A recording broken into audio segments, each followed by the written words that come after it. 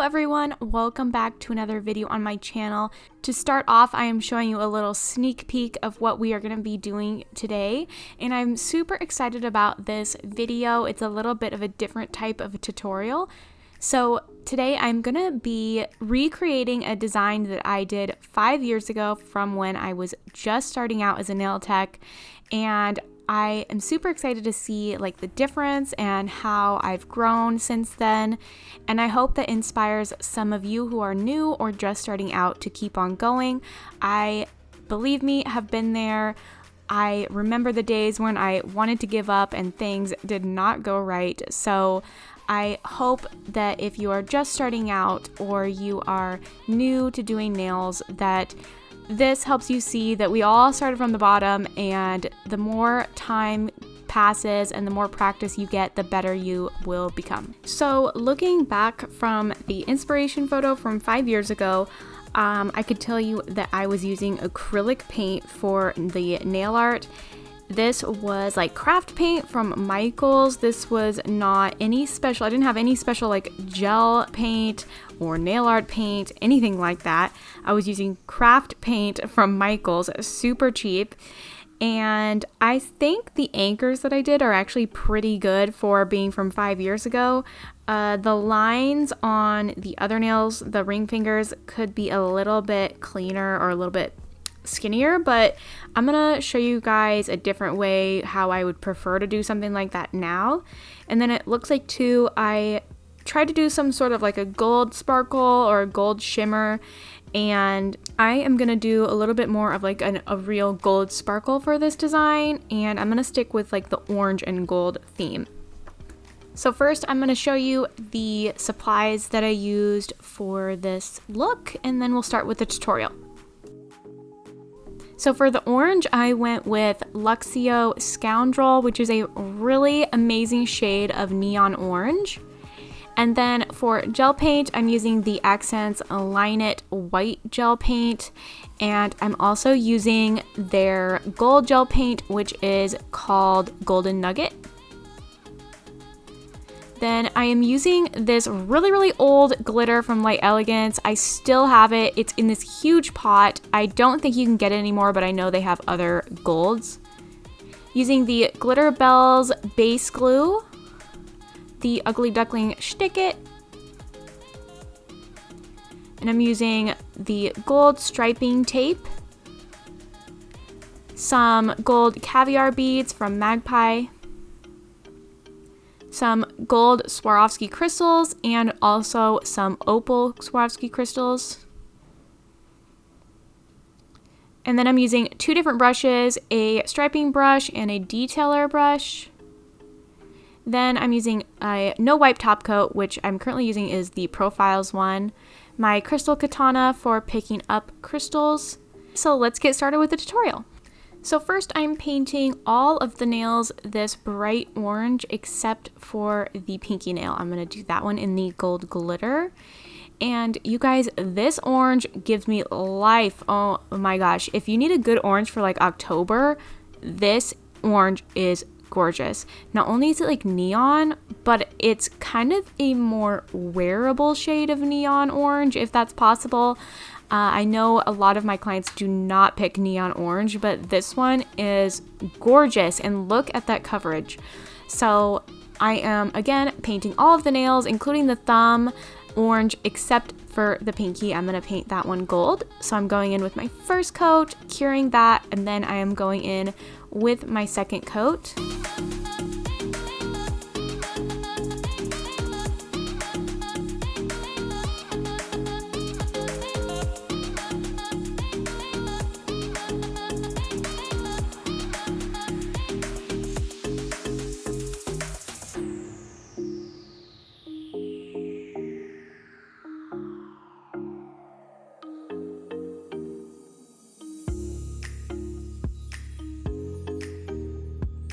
Now I'm applying my gold glitter with a gel brush, and this glitter is pretty old. I know you cannot get it. I actually think it may have been an accident or something like that, because it's called Oopsie Poopsie Gold and it was in the clearance section. And seriously, I got it so long ago. So I don't think you can get this exact gold, but I know they have other golds in their collection. Now for the anchor, I'm going to start by painting a cross in the middle of the nail. So I'm using my detailer brush, and then I'm also using my striping brush to create the long thin line. And I'm using my white gel paint for this. And then once I'm happy with that, I'm going to start with the bottom of the anchor, and it's almost like a little soft like S, or like a little curve. So I'm painting the bottom of the anchor with my detailer brush, and then I'm just thickening up that base a little bit.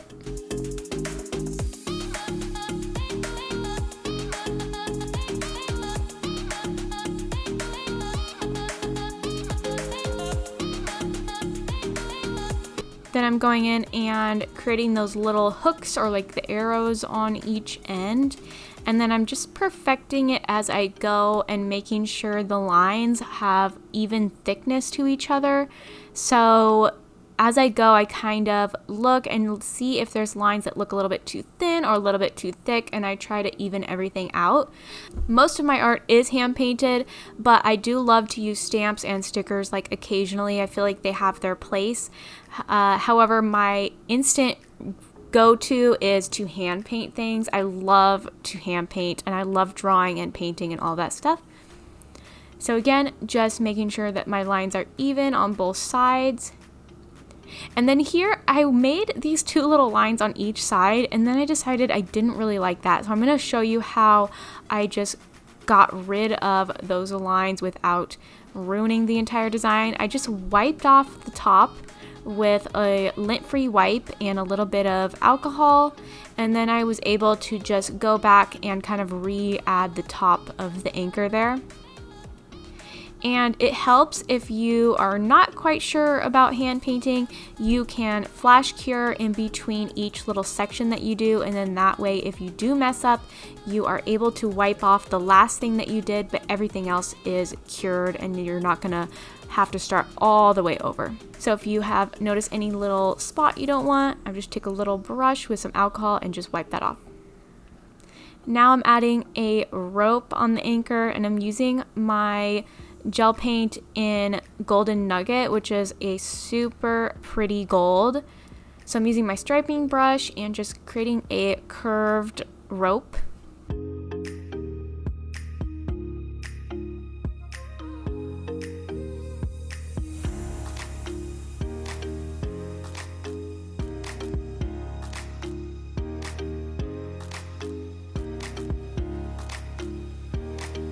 Now I'm adding a little bit of Shtick-It and a opal Swarovski crystal to top off the anchor design. Now for the pointer finger, I'm gonna do the two lines on the free edge, and I'm gonna use striping tape. So first I'm applying a matte top coat, and then for the striping tape, also I keep them organized on a little binder ring, just like I do my swatches. It kind of keeps them in one place. And for the striping tape, you want the stickiest part to be the part that touches the nail. So I pull the striping tape out to a spot that has never been touched by anything else and press it down onto the nail, press it down with my fingers, and then I trim the edges with some scissors, and I make sure there's nothing hanging off the edge. I know a lot of people struggle with striping tape and have it peel up, so you want to make sure there's no little bits hanging off the edge.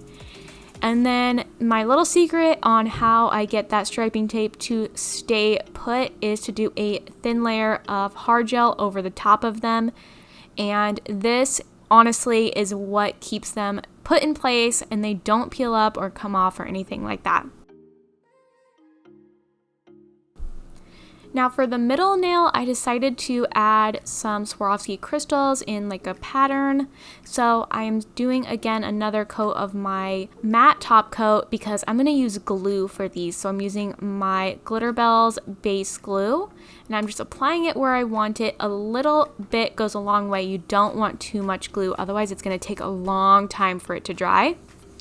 And I'm using my gold Swarovski crystals and my opal ones for this design. I don't know the exact sizes right off of the top of my head just from looking at them, but I'm starting off with a bigger one in the center and then moving to 2 smaller opals and then a little bit bigger of a gold and then some really tiny opals on the end. Now I'm going to add my caviar beads, which I feel like complete the look. I know caviar beads are a little bit tedious and they're kind of a pain, but I do feel like they really complete like the look when you are using Swarovski crystals. And to apply my caviar beads, I put a little bit of that Stick It gel on a palette and I mix some of the caviar beads in with it. And then that way all the caviar beads are coated in gel and you can stick them on the nail with your brush and move them around where you want, and then when you cure it they're going to be stuck there. So I'm placing the caviar beads kind of like in between where the crystals meet each other and then also one on the very end. And I just think this really completed the look of the crystals. When I was first applying them, I wasn't too sure how this pattern was going to go, but after I put the caviar beads on, I really liked the way it came out.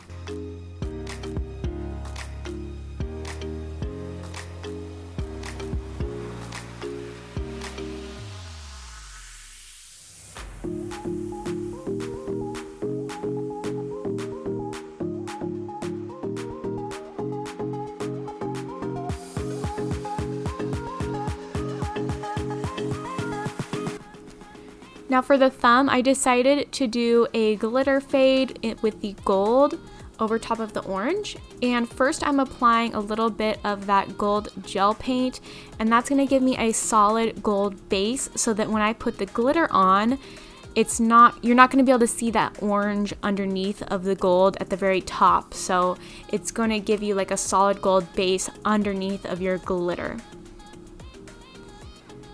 And I'm just putting the majority of that glitter near the cuticle area and then slowly feathering it down the nail.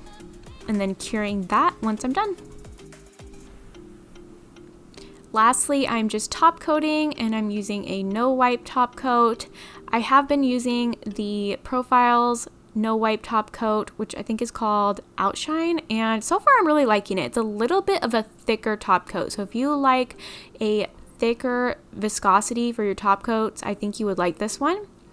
Then when I apply my top coat to the nails that have Swarovski crystals, I make sure and go around them. You never want to apply top coat over top of a Swarovski crystal because it will dull its shine. It will not look sparkly anymore. So I'm using my detailer brush and I have a little bit of my top coat on a palette and I'm just working around those crystals and making sure I go all the way around them, but I don't go over the top. You can, however, put top coat over the caviar beads and it will seal them in a little bit better.